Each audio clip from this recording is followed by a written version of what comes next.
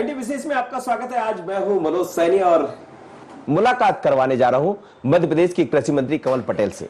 कमल पटेल के बारे में जहां तक हमने देखा है बीते कई वर्षों से राजनीति में, छात्र राजनीति से लेकर और वर्तमान कृषि मंत्री बनने तक कई ऐसे मोड़ आए, लेकिन कमल पटेल के बारे में यह भी कहा जाता है कि स्पीड ब्रेकर आते रहते हैं पर कभी रुकते नहीं हैं। ऐसे बहुत सारे सवाल जवाब भी खड़े हुए जब लगा कि शायद अब राजनीति यहां रुक जाएगी, लेकिन एक बार फिर मौका मिला है कृषि मंत्री बनने का। चलिए आपको मिलवाता हूं कमल पटेल जी, स्वागत है आपका कमल जी। नमस्कार। सबसे पहले तो आपको बधाई कृषि मंत्री बनने की। और मुझे याद है कि जब आप राजस्व मंत्री रहा करते थे, इस तरह की जिम्मेदारी आप निभाया करते थे, उसी तरह का विभाग फिर आपके पास है, तो क्या आपको लग रहा, आपको यही उम्मीद थी कि मैं इसी मंत्रालय के साथ जब भी लौटूं तो यही मंत्रालय मेरे पास रहे? देखिए, मैं किसान का बेटा हूं और मां नर्मदा के नाभि स्थल हंडिया के पास के गांव का रहने वाला हूं। और जब मेरे गांव में पीने का पानी भी नहीं था, 4 किलोमीटर दूर से लाते थे, 10 किलोमीटर घुटने घुटने कीचड़ में बारिश में गांव जाना पड़ता था जब रक्षाबंधन पे बहन से राखी बंधवाने जाते थे जी। तो इसलिए उस समय एक हैंडपंप भी कांग्रेस की सरकार नहीं लगा सकती थी। मेरे ताऊ जी सरपंच थे, हमने 20 साल में एक हैंडपंप नहीं लगवा पाए थे। और इसलिए पानी की समस्या, किसानों की खेतों में जाने की समस्या, एक एक गांव की समस्या से रूबरू हूं। और इसलिए ईश्वर ने मुझे मौका दिया किसानों के भाग्य बदलने का।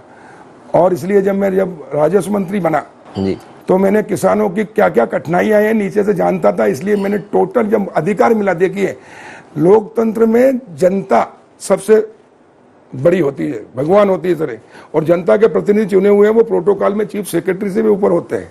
लेकिन दुर्भाग्य से देश तो आजाद हुआ, अंग्रेज चले गए, पर अंग्रेज नहीं गई और अधिकारी राज चलता रहा, अधिकारी घुमाते रहे नेताओं को कांग्रेस के राज में। लेकिन जब भारतीय जनता पार्टी की सरकार आई है और हम नीचे से जुड़े हुए, एक एक समस्या किसानों की, गरीबों की, आम आदमी की क्या है, उससे के लिए संघर्ष करके आए। माननीय मुख्यमंत्री शिवराज सिंह जी हो, हम विद्यार्थी परिषद से संघर्ष किया छात्रों की समस्याओं को लेकर, युवा मोर्चे के माध्यम से युवाओं की समस्या, किसानों की समस्या हम लड़ते आए हैं। हमने गांव गांव में, शिवराज जी ने पहले पदयात्रा की, वो मेरे बड़े भाई हैं, उन्हीं ने मुझे युवा मोर्चे में लाए। और उसके बाद मैंने भी पदयात्रा की विधायक बनने के बाद पूरे जगह। गांव गांव में लोग कहते थे कि विधायक बनने के बाद कोई आता नहीं, लेकिन हम गए और उसके बाद जितनी समस्याएं थी उन समस्याओं को करा। विधायक रहे तो 10 साल विपक्ष में लड़ते रहे, लेकिन जब सत्ता में आने का मौका मिला, जब मैं राजस्व मंत्री बना, तब 5 करोड़ भी किसानों को प्राकृतिक आपदा में पैसा मिलता नहीं था। लेकिन जब हटाऊं तो 5000 करोड़।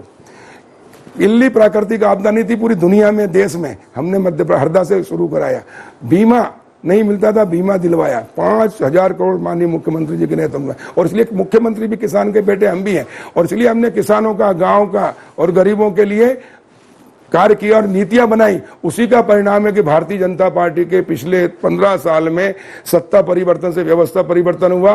गांव गांव जहां 1 किलोमीटर सड़क नहीं, सड़कें बनी, बिजली, स्वास्थ्य, सिंचाई और सबकी सुविधाएं दी। इसलिए मध्य प्रदेश विकसित हुआ और कृषि कर्मण पुरस्कार मिला। और इसलिए राजस्व विभाग में आपने अभी एक दिलचस्प बात कही है। आपने कहा कि बीते वर्षों में यदि हम देखें, जब किसान की बात आती, गांव की बात आती है, तो अफसर लोग, आप ऐसा खुद मानते हो और बड़ा खुलकर, मुझे लगता है कि आपसे खुलकर कोई बोलने वाला नेता नहीं होगा। जब कभी अफसर ने कुछ ऐसा किया है तो आपने खुलकर अपनी बात कही। अब सरकार के आप कृषि मंत्री हैं, इस बीच में कई तरह के घोटाले, कई तरह की बातें आई। आपने कहा कि अफसर लोग बेवकूफ बनाते रहे, तो क्या उनको सीधा मैसेज है कि अब सीधा मैसेज है? यह देखिए, ये भारतीय जनता पार्टी की सरकार है, कांग्रेस की नहीं है। और उसके मुख्यमंत्री शिवराज सिंह चौहान है और उनके मंत्री कमल पटेल और हमारे साथी हैं। और इसलिए अब जनता के अनुसार नीतियां बनेगी और जहां जहां करप्शन है, सिस्टम में गड़बड़ियां हैं, उन सबको ठीक करेंगे, ताकि सीधा सरकार जो पैसा जन कल्याण की योजनाएं जनता के लिए वो सीधी पहुंचे, बिचौलियों के पास नहीं जाए। ये हम करके दिखाएंगे। और इसलिए सत्ता परिवर्तन से व्यवस्था परिवर्तन और व्यवस्था परिवर्तन से आम जनता के जीवन में आमूल चूल परिवर्तन। लेकिन कमल जी, आप उदाहरण दीजिएगा। पर इस बीच में हमने देखा है कि जब कभी इस तरह की कार्रवाई होती है तो वो बड़े लोग वो बच निकलते हैं और वो छोटा कर्मचारी, छोटी छोटी कार्रवाई होती है और हो जाती। आपके कार्रवाई में और पूर्व की कार्रवाई में क्या फर्क दिखा? ये फर्क देगा कि देखिए, बिल्कुल सही कह रहे हैं, भ्रष्टाचार और पानी नीचे से ऊपर नहीं चढ़ता, ऊपर से नीचे आता है। जब ऊपर लोग ईमानदार हैं तो नीचे तक ईमानदारी आएगी। और इसलिए जब मुख्यमंत्री ईमानदार है और मंत्री ईमानदार है तो प्रमुख सचिव को, चीफ सेक्रेटरी को, प्रमुख सचिव को भी ईमानदार रहना पड़ेगा। जब प्रमुख सचिव ईमानदार है तो और कलेक्टर, एसपी भी ईमानदारी से होंगे। जब कलेक्टर जिले का और एसपी ईमानदार है, अधिकारी जो की पोस्ट पे बैठे हैं, तो वो नीचे अगर गड़बड़ी है तो ठीक कर सकते हैं, लेकिन ऊपर बैठे लोग ही गड़बड़ है तो नीचे ईमानदार भी होंगे तो कुछ नहीं कर सकते। और इसलिए हम सत्ता परिवर्तन से व्यवस्था परिवर्तन करेंगे। और हम जो नीचे के तृतीय श्रेणी, चतुर्थ श्रेणी पे अभी तक कार्रवाई, छापे भी डले तो उन पर डले, लेकिन अब छापे डलेंगे तो वरिष्ठ अधिकारियों पर डलेंगे, क्योंकि सबसे भ्रष्टाचार की जड़ वही है, ऊपर से है पानी। और इसलिए जब जड़ में हम मट्ठा डालेंगे, उनको खत्म कर देंगे तो भ्रष्टाचार खत्म हो जाएगा और जनता के लिए फिर सीधा। आपको लग रहा है कि जड़ में मट्ठा डालने की जरूरत है और हम डालेंगे, हम सक्षम है। ये सरकार जनता की है, भारतीय जनता पार्टी। देखिए कमल का फूल कीचड़ में रहकर भी उसके ऊपर एक दाग नहीं लगता है। और कमल के ऊपर ब्रह्मा जी विराजमान है, कमल पे लक्ष्मी जी है, सरस्वती है, सब कुछ है। और मध्य प्रदेश में इसमें कमल का फूल खिला हुआ है और कमल का फूल समृद्धि का मतलब मध्य प्रदेश में कमल का फूल खिला। और कमल पटेल ही कृषि मंत्री नहीं, कमल पटेल मंत्री है, मुख्यमंत्री शिवराज सिंह कमल के फूल है और कमल पटेल भी है, बाकी मंत्री सभी कमल है। और इसलिए अब मध्य प्रदेश का चहुमुखी विकास होगा और भ्रष्टाचार मुक्त मध्य प्रदेश में हम शासन देंगे। और सारी जितनी भी गड़बड़ियां हैं, हम चूंकि हम एक एक चीज जानते हैं, हर विभाग में, सिर्फ मैं कृषि मंत्री हूं इसी विभाग में नहीं, राजस्व मंत्री था जब वहां भी किया, हर विभाग में हम मिलकर टीम और इस भ्रष्टाचार की जड़ को उखाड़ के फेंकेंगे। और वाकई में जनता का राज और राम राज की जो कल्पना है वो धरती पर उतार के दिखाएंगे और उसे उतारा है। जी, बीच में जब सरकार बदली, कमलनाथ की सरकार आई, वो भी कमल थे, आप भी कमल हैं, और आप कह रहे हैं कि कमल के ऊपर ही सब कुछ विराजा, 3 देवियों का आप जिक्र कर रहे हैं, तो वो कमलनाथ और आप कमल में फर्क क्या है? देखिए, उन्होंने किसानों का शोषण किया, झूठ बोला और इसलिए नाथ हो गए अनाथ। शिवराज सिंह, में उदाहरण देना चाहता हूं, माननीय मुख्यमंत्री शिवराज सिंह जी ने 2018 में हर ग्राम पंचायतों को 25-25 हजार रुपए भेजे थे, काय के लिए? भजन मंडलियों के लिए। तो 25 हजार में 3 भजन मंडली हो सकती थी, एक महिला की भजन मंडली, एक युवाओं की, एक बुजुर्गों की। तो 23 हजार ग्राम पंचायत है तो करीब 70 हजार से अधिक भजन मंडली आ गई। कमलनाथ जी मुख्यमंत्री बने और पूरे आदेश दिए कि वो पैसा वापस बुलाया जाए। जिला पंचायत सीईओ को डंडा चला के वापस बुला लिया, पंचायतों से पैसा वापस बुला लिया। और वो मुख्यमंत्री निवास में उन्होंने 58 करोड़ रुपए लगाए। क्या बोला? पहले तो अधिकारियों ने कहा सब बढ़िया है, मुख्यमंत्री निवास, बोले नहीं इसमें दीमक लगाओ। वो दीमक लगवा के मुख्यमंत्री निवास बनाए। मैंने छिंदवाड़ा गया था और मैंने वहां सभा में कहा था कि बताओ किसान भाइयों, भजन मंडली के पैसे से मुख्यमंत्री निवास बना तो ये नाथ उसमें रह सकते, लेकिन वो तो जल्दी होंगे अनाथ, जल्दी होंगे अनाथ। और वो अनाथ हुए किसानों की बददुआओं से, किसानों की, युवाओं की, महिलाओं की। लेकिन वो तो कहते हैं भजन मंडली का जो पैसा है वो तो आरएसएस और बीजेपी के लोगों को नहीं, पंचायतों में गया, कहां से जाता? जनता के पास जाता है। उनके कहने से क्या होता? वो कह देंगे हम कह रहे हैं। और इसीलिए वो अनाथ हुए। और युवाओं से कहा था कि हम रोजगार देंगे, नहीं तो ढोर चराने वाले को भी 4000 बेरोजगारी भत्ते देंगे। और ढोर चराने की कॉलेज कहां खोली? छिंदवाड़ा। कमलनाथ जी मध्य प्रदेश के मुख्यमंत्री नहीं थे, सिर्फ छिंदवाड़ा के मुख्यमंत्री थे। आप बजट उठा के देखिए, 75% पैसा छिंदवाड़ा में, हर चीज छिंदवाड़ा में। और इसलिए कांग्रेस में विद्रोह हुआ और वो भारतीय जनता पार्टी के साथ आए। अभी देखिए, हम बने, मुख्यमंत्री शिवराज जी बने, हम कृषि मंत्री बने, हमने समीक्षा की, कल शाम को मुख्यमंत्री जी के साथ बैठ के हमने निर्णय लिया। अब उसके बाद छिंदवाड़ा की भी हमने चिंता की कि अगर छिंदवाड़ा में 15 से 20 किया है, हरदा में 20 किया, होशंगाबाद, सीहोर में किया, तो सचिन यादव क्या भी खरगोन में भी 20 किया। हमारे लिए पूरे मध्य प्रदेश हमारा है।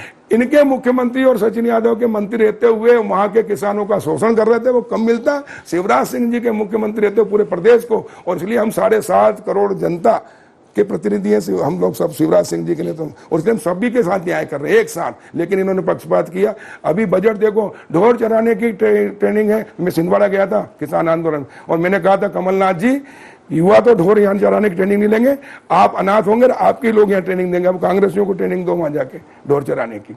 तो क्या ये माना जाए कि सरकार बदली है, कमल पटेल इस समय कृषि मंत्री है, लेकिन यदि मैं इन सब चीज से इतर बात करूं, थोड़ा सा पीछे चले, जब कमल पटेल को ये लगा कि ऐसा लोग मानने लगे थे कि कमल पटेल चुनाव नहीं जीते, चुनाव हार गए और कमल पटेल की राजनीति खत्म, लेकिन ये जो वापसी हुई है इसमें किसका योगदान मानते? जनता का योगदान, या जिस सच्चाई की राह पर कमल पटेल चल रहे थे उस सच की जीत हुई? देखिए, सबकी सच, देखो सत्य प्रताड़ित हो सकता है, परेशान हो सकता है, लेकिन पराजित नहीं हो सकता है। सत्य की आखिर में जीत होती है। मेरे ऊपर सीबीआई में जबरदस्ती केस बनाया कांग्रेस की सरकार ने, नेताओं। उस समय जब मुझे अरेस्ट किया गया था तब भी मैंने कहा था कि सत्य प्रताड़ित हो सकता है, परेशान हो सकता है, लेकिन पराजित नहीं हो सकता। मैं 3 महीने जेल में रहा, उसके बावजूद मैं निर्वस नहीं हुआ। मैंने कहा ईश्वर ने कोई बड़ी घटना से बचाने के लिए यहाँ किया होगा और मेरी जीत होगी। मैं डिस्ट्रिक्ट कोर्ट से डिस्चार्ज हुआ चार्ज के समय, सीबीआई के केस में चार्ज के समय डिस्चार्ज हुआ, माननीय उच्च न्यायालय में डिस्चार्ज हुआ और माननीय सुप्रीम कोर्ट में तो मैंने वकील भी नहीं किया, लेकिन सुप्रीम कोर्ट में भी मेरिट के आधार पर डिस्चार्ज हुआ। यानी मुझे झूठा फंसाया गया था, मुझे उस समय दबाव भी डाला गया कि कांग्रेस ज्वाइन करो। मैंने कहा जेल में कितने डाल दो, लेकिन कमल पटेल कभी कांग्रेस ज्वाइन नहीं कर सकता, क्योंकि कांग्रेस भ्रष्टाचार की जननी, देश को बर्बाद किया है। कमल पटेल राष्ट्रीय स्वयंसेवक संघ का स्वयंसेवक है, स्वाभिमानी, पुरुषार्थी, चरित्रवान, देशभक्त है, ये गुण हम में अंदर है। विद्यार्थी परिषद से हमें वो संस्कार मिले हैं, भारतीय जनता पार्टी से वो संस्कार मिले हैं और इसलिए अन्याय अत्याचार के खिलाफ लड़ना हमने सीखा और लड़े हैं।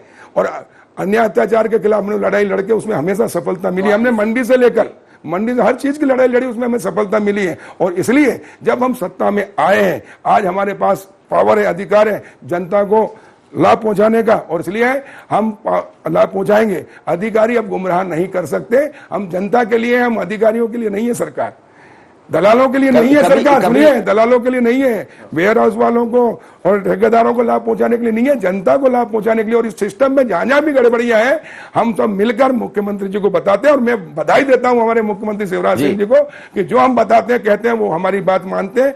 अधिकारी भी सलाह दे, सही है, सही सलाह देंगे, मानेंगे, लेकिन ये सिस्टम में भ्रष्टाचार वाली सलाह नहीं मानेंगे और जनता को सीधा लाभ पहुंचाएंगे। कभी ये जो दौर आता है, देखिए दुनिया है, दुनिया में हर तरह के दौर चलते रहते हैं, कभी कुछ कोई ऊपर होता है, कभी कोई नीचे होता है, लेकिन एक दौर जब आप उससे गुजर रहे थे, आपने कहा कि सच की जीत होती है। और हमने देखा, मैंने आपको लड़ाई लड़ते कॉलेज छात्र राजनीति से लेके यहाँ तक देखा है, तो क्या कभी मन में कोई ऐसा विचलन आया कि अब क्या होगा? कभी कुछ लगा? नहीं, कभी नहीं आया।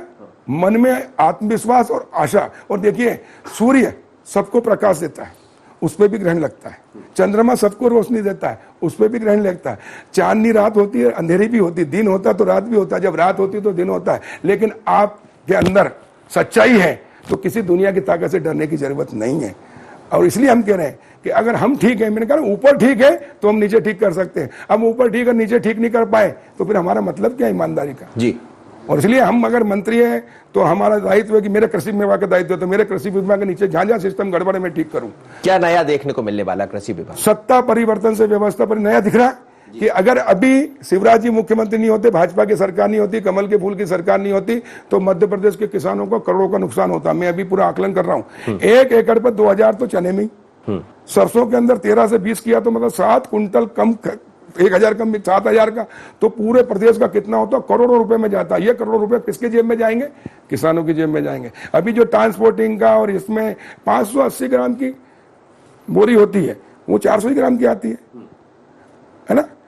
और इसलिए उसकी भी जांच करा रहे हैं और अगली बार हम ऐसी व्यवस्था कर रहे हैं, जाने मुख्यमंत्री जी से चर्चा कर इसी बनाएंगे, जिससे कि देखिए गांव से किसान का गेहूं खरीदते हैं, चना खरीदते हैं, सरसों कहाँ जाता है, किसान का डीजल जलता, परेशानी होती है, इसमें तुलाई मेरी, इसमें फिर भंडारण वालों को दो, फिर वापस गाँव में गरीबों को बांटने के लिए 1 रुपये, 1925 रुपये का गेहूं खरीदते हैं और 3000 में वापस सरकार खरीदती। हम ऐसा सिस्टम अगली बार बनाएंगे कि किसान का गेहूं वहीं रहे, गांव में वहीं बटे, ट्रांसपोर्टिंग का ये करें, करोड़ों रुपए सरकार का बचेगा, वो हम जनता के विकास और किसानों के विकास में लगे। लेकिन कांग्रेस कह रही कि फिर निजी हाथों में आपने दे दिया। आपने कहा कि बिचौलिए नहीं खरीदते, लेकिन जिन लोगों से आप हालांकि आपने किसानों की सहायता के लिए। मनोज जी, मैं बताना चाहता हूं कि अभी हमने कुछ नहीं दिया है। ये जो चला ना, सिर्फ आज हम सिस्टम बदल रहे हैं, सिर्फ 15 से 20 और ये जो आगे बढ़ा रहे हैं खरीदे। शिवराज जी ने कहा पूरा गेहूं खरीदेंगे हम, फसल उत्पादन। देखिए, अभी कोरोना महा बीमारी है, पूरे विश्व दहल गया है, पूरा हिंदुस्तान लॉकडाउन है। सुनिए जरा, हिंदुस्तान लॉकडाउन है, लेकिन किसान के ऊपर कोरोना का असर नहीं है, खेती पे कोरोना का असर नहीं है, क्योंकि वो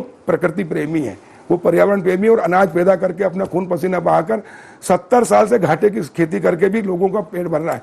कोरोना में पूरा उद्योग धंधे बंद, व्यापार बंद, पान के लेकर बड़े बड़े इंडस्ट्री, सब रोजगार। अगर इस समय कोई रोजगार दे रहा है तो वो है खेती, लोगों को भोजन दे रहा है वो खेती, लोगों को दूध दे रहा है खेती, सब्जी। अगर किसान के भी लॉकडाउन हो जाता तो क्या हमको भोजन मिलता, क्या हमको सब्जी मिलती, क्या दूध मिलता? और इसलिए हिंदुस्तान और दुनिया जिंदा है तो किसानों के ऊपर है, लेकिन सबसे ज्यादा शोषण किसानों को हुआ है, लेकिन अब नहीं होने देंगे।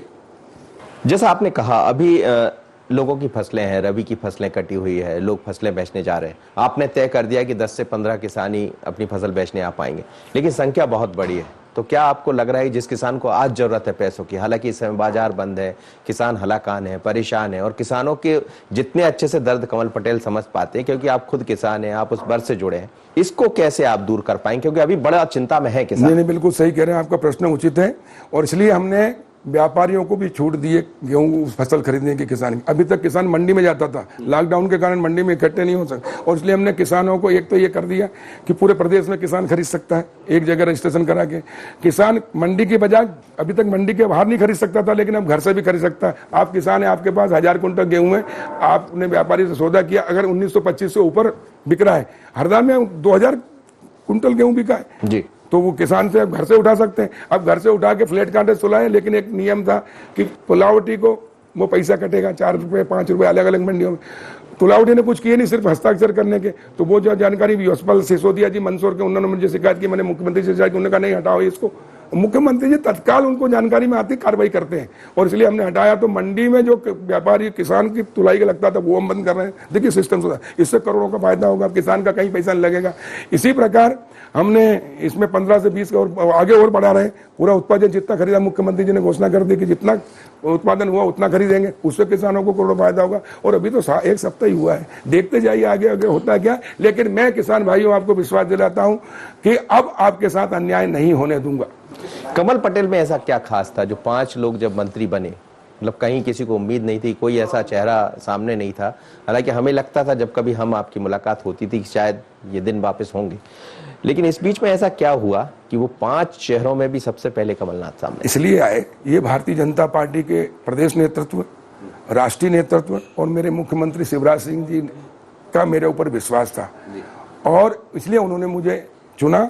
और जिस उम्मीद और विश्वास से मुझे मंत्री बनाया और मुझे कृषि विभाग दिया, तो मेरा भी दायित्व है कि मैं उस उम्मीद और विश्वास पर खरा उतरूं। मेरे क्षेत्र की जनता ने मुझे विधायक बनाया और आज मैं कृषि मंत्री हूं, तो जनता के प्रति हम वफादार रहे। और जनता के लिए, देखिए सत्ता जनता के लिए है, अधिकारियों के लिए और दलालों के लिए, उनके लिए नहीं है।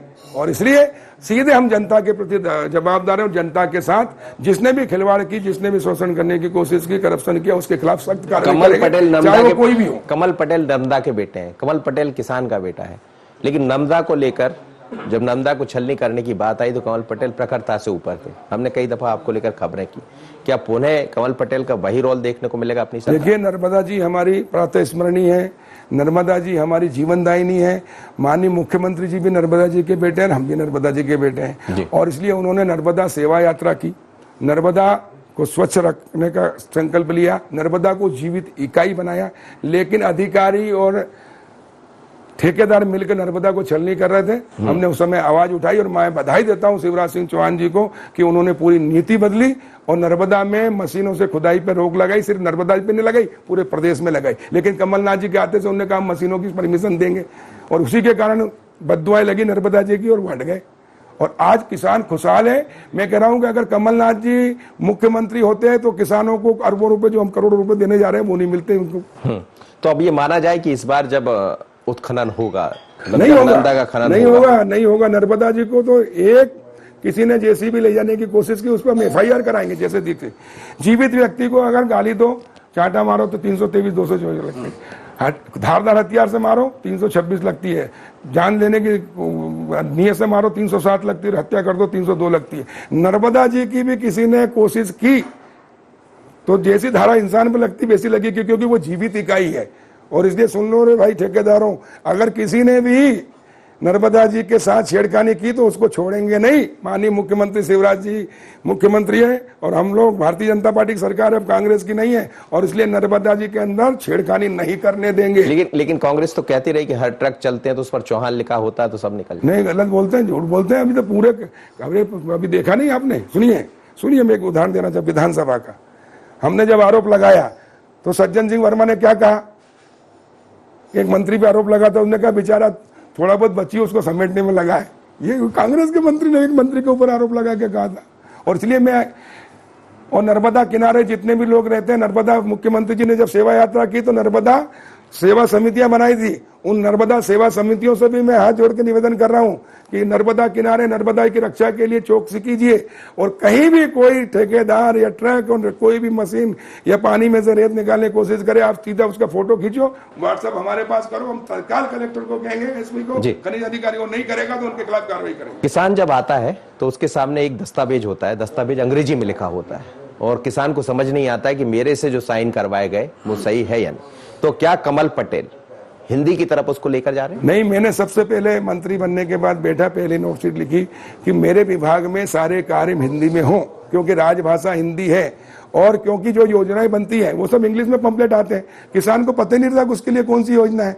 और किसान अंग्रेजी पढ़ा हुआ थोड़ी है, मैं खुद हिंदी जानता हूँ, मेरे को अंग्रेजी नहीं आती, लेकिन अधिकारी अभी भी अंग्रेजी में सब करते हैं। हमने कहा मेरे विभाग में कोई अंग्रेजी नहीं होगी, कोई योजना नहीं होगी, सारे काम हिंदी में होंगे और किसानों को लाभ पहुंचाएंगे। जैसे बिजली विभाग एग्रीमेंट करता किसान से, सारे इंग्लिश में, उस पर अंग्रेज दस्तखत लगाते हैं, उसको क्या पता। और इसलिए हम वहां भी सिस्टम चेंज कराएंगे और मुख्यमंत्री जी के साथ चर्चा करके उसमें भी करेंगे। तो उस पर निर्णय लेने जा रहे हैं आप कि अब हिंदी में होगा सारा? मैंने विभाग में तो पूरा कर दिया हिंदी में मैंने। चलते चलते आपसे अंतिम सवाल मेरा है कि मध्य प्रदेश में किसान हमेशा परेशान रहा। कांग्रेस ने कहा कि उसका कर्ज माफ हो जाएगा। 22 लाख किसानों को कर्ज माफी की बात सरकार कह भी रही थी, कमलनाथ सरकार, लेकिन आरोप यह है कि आप लोग ने बीच में उसको लटका दिया और उनके लोग तोड़कर आप ले आए और सरकार आपकी बन गई। अरे तो हम कह रहे हैं जितना कर्ज माफी में उन्होंने नहीं किया उससे ज्यादा तो हम इनको समर्थन मूल्य का वो खरीदी बढ़ा के कर रहे हैं ना, ये किसान की जेब में जाएगा, किसी के बीच में जेब में जाए, और हर साल मिलेगा, हर साल। और अभी तो हम बाकी व्यवस्था कर रहे हैं, अगर हमने वो किसानों का गेहूं यहाँ नहीं लाकर वहीं दिया तो 4-5 रुपए ज्यादा मिलेगा प्रति किलो, यानी 1920 मिला 2500 मिल सकता है, वो 500 रुपए सरकार के बचेंगे। ये सिस्टम कर रहे हैं और इसलिए हम ऐसी नीतियां बनाएंगे जिससे जनता को और किसानों को गरीबों को फायदा हो। एक दूसरा, जब मैं राजस्व मंत्री था जी, मैं भी गांव का रहने वाला हूं। अटल बिहारी वाजपेयी जी ने एक योजना लाए थे जो प्रधानमंत्री बने कि गांव के अंदर वेयर हाउस बनेंगे, गांव के अंदर वेयर हाउस बनेंगे, और इसलिए 1 करोड़ का वेयर हाउस है तो उस पर 30% सब्सिडी पुरुष है तो महिला तो 35।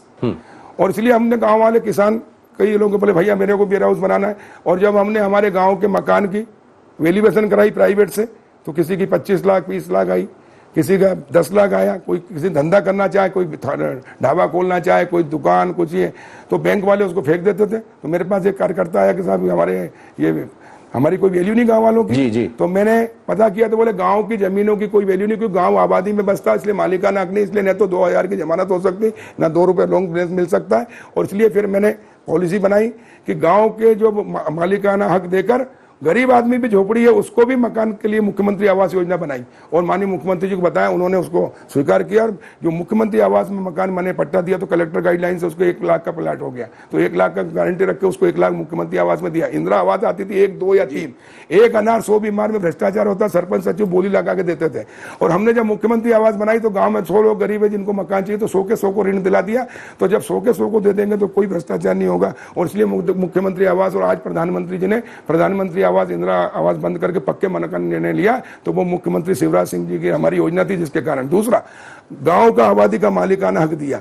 आज प्रधानमंत्री नरेंद्र मोदी जी ने 24 अप्रैल 2020 को पंचायत राज दिवस के दिन प्रधानमंत्री ग्रामीण स्वामित्व योजना शुरू की है। वो भारत की आजादी के बाद 73 साल में गांव के लिए सबसे बड़ी योजना है।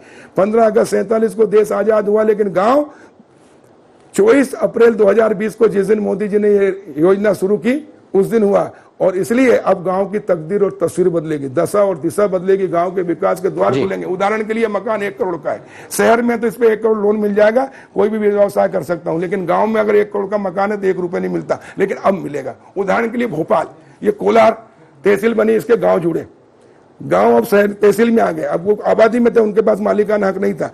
अब प्रधानमंत्री जी की योजना से उनको मालिकाना हक मिलेगा, तो उनको मकान बिल्डिंग बनाने की परमिशन मिलेगी, नहीं तो नगर पालिका अनुमति नहीं देती, और वो अगर मकान बनाते तो उनके अतिक्रमण में तोड़ा जाता है, उनको भी सुविधाएं मिलेगी। इससे बहुत बड़ा क्रांतिकारी परिवर्तन होने वाला है। मध्य प्रदेश में आपकी सरकार है, शिवराज जी आपके मुख्यमंत्री है, लेकिन कांग्रेस से करीब 24 लोग आपके साथ आ जुड़े हैं, उसमें मुख्य कर्ता धर्ता ज्योतिरादित्य सिंधिया है। लेकिन इन दोनों ज्योतिरादित्य सिंधिया आपसे भी बात कर रहे हैं, आम लोगों से भी बात कर रहे हैं। जब आपसे बात की तो उस पर तत्काल आपने एक्शन भी ले लिया, तो क्या ये मान लिया जाए कि आने वाले दिनों में सिंधिया जी भी एक अलग रोल में नजर आने वाले? देखिए, माननीय ज्योतिरादित्य सिंधिया जी प्रदेश के और देश के बड़े नेता हैं, और उन्होंने किसानों की समस्या उठाई कि कोरोना के समय पूरा देश में अगर लोगों को भोजन दे रहे हैं तो किसान दे रहे हैं, किसान मजदूरों को रोजगार भी दे रहा है, इसलिए किसान को सहायता देना चाहिए। लेकिन बोले ये जो 15 कुंटल का और ये 13 कुंटल का उनको किसी ने शिकायत की होगी किसानों ने, तो उन्होंने कहा ये हो रहा है, तो जबकि उत्पादन बहुत बम्पर हुआ, मौसम अच्छा था, तो पूरा खरीदना चाहिए। तो मैंने उनको विश्वास दिलाया था कि मैं बिल्कुल खरीदेंगे। मैं माननीय मुख्यमंत्री जी से चर्चा की और मुख्यमंत्री जी ने तत्काल कह दिया कि बिल्कुल जितना है पूरा खरीदा जाएगा, कमल चिंता मत करो, बिल्कुल निर्णय लो। और इसलिए हमने ये निर्णय लिया है। और ज्योतिरादित्य सिंधिया जी से आज ही सुबह बात हुई थी और मैंने कहा कि जो आपने मांग जो रखी थी हमसे अपेक्षा, वो पूरी कर दी गई है। हमारे प्रदेश के भारतीय जनता पार्टी के अध्यक्ष विष्णुदत्त शर्मा जी ने भी कहा था, उनकी मांग भी, और विधायक सांसदों से मैंने सब जगह चर्चा की, और सब जनप्रतिनिधि और किसान मोर्चे के प्रदेश अध्यक्ष हमारे रणवीर रावत जी, हमारे किसान संघ से के लोगों से चर्चा करके, हमारे सब पदाधिकारियों से चर्चा करके, पूरे सब लोगों से मैंने चर्चा की और सब किसानों से भी चर्चा की, और नतीजा ये आया कि पैदावार ज्यादा हुई है। लेकिन कांग्रेस के कमलनाथ सरकार ने, सचिन यादव जी ने किसानों की कोई चिंता नहीं की थी। उनके किसानों की उनकी चिंता भी हम कर रहे हैं, क्षेत्र की, पूरे प्रदेश की। और इसलिए मुख्यमंत्री जी ने कहा कि पूरा प्रदेश 7.5 करोड़ जनता अपनी है और इसलिए सबके साथ न्याय एक साथ व्यवहार होना चाहिए। और इसलिए पहली बार मध्य प्रदेश के इतिहास में सभी जिलों में एक समान सबका गेहूं, चना, सरसों खरीदा जा रहा है। ये आजाद भारत का मध्य प्रदेश के मुख्यमंत्री शिवराज सिंह जी का निर्णय है, ऐतिहासिक, जिससे किसानों को लाभ मिले। कई अफसर भी क्या कटघरे में खड़े होने वाले आने वाले दिनों में? मैंने सुना है कि जब आप बैठक ले रहे थे तो अधिकारियों सीधे तौर पर कह दिया कि अब कुछ बर्दाश्त नहीं होगा। यूडब्ल्यू को जांच की तरफ भी आप आगे बढ़ रहे हैं, और जो सरकार पूर्व की सरकार ने काम कराया। देखिए, कमलनाथ की सरकार में भारी भ्रष्टाचार किया। मैंने कहा था उस समय कि ये जो सरकार है, इनको मालूम है कि जल्दी जाने वाले हैं, इसलिए कहावत है ना, आज करे कल करे सो आज कर, आज करे सो अब पल में परले होगा। करे तो उन्होंने कहा कल करे सो कल लूटे तो आज लूट, आज लूटे सो अब कब सरकार चल जाएगी, इसलिए लूटने में लगे थे, समेटने में लगे थे। और इसलिए जनता की बददुआएं लगी और भारतीय जनता पार्टी की सरकार बनी और कमल के फूल की सरकार बनी है भाई। तो अब यूडब्ल्यू को जांच देंगे? नहीं, यूडब्ल्यू नहीं, अभी तो हम बैठ के अभी तो जांच कितने करप्शन हुआ वो जांच बोले बुलाए आंकड़े, और जो भी दोषी होगा, मैंने कहा ना कि अभी तक नीचे के कर्मचारियों पर कार्रवाई होती थी, अब ऊपर के कर्मचारी, क्योंकि दोषी ऊपर रहता है, नीचे नहीं होता है। ऊपर ठीक तो नीचे ठीक, और इसलिए बड़े से बड़े अधिकारी क्यों नहीं हो, उसके खिलाफ भी कार्रवाई करेंगे अगर दोषी होगा तो। और जो अधिकारी ईमानदारी से काम करेंगे, चाहे वो छोटे से छोटा, वो हमारे लिए सम्माननीय है, मतलब उसका सम्मान किया जाएगा और अभिनंदन किया जाएगा, उसकी पीठ थपथपाई जाएगी जो जनता के लिए काम करेगा, और जो बेईमान करेगा उसको जेल में भेजा जाएगा, उसको घर भिजाया जाएगा। कुछ 2 लाइन गाने के जरिए जो आप कभी कभी गुनगुनाते रहते थे, तो चलते चलते कुछ कहेंगे? बिल्कुल। संगठन गड़े चलो, सुपंथ पर बड़े चलो, भला हो जिसमें देश का वो काम सब किए चलो। तो ये थे IND विशेष में मेरे साथ कमल पटेल, मध्य प्रदेश की कृषि मंत्री। और कमल पटेल की पहचान ही एक कार्यकर्ता के साथ साथ छात्र नेता के साथ साथ यही रही है कि जहां भी मौका मिला है काम डटकर किया है, और एक बार फिर मौका मिला है तो मध्य प्रदेश के कृषकों को खासी उम्मीदें हैं, पर देखना होगा आगे चलकर क्या दिखाई देता। बात तो ये भी कह रहे हैं कि भ्रष्टाचार कतई बर्दाश्त नहीं होगा, लेकिन क्या भ्रष्टाचार रुकेगा? बड़ा सवाल, नजर इस पर भी रहेगी। अगली बार फिर मुलाकात होगी किसी नई शख्सियत के साथ। मुझे दीजिए इजाजत, नमस्कार।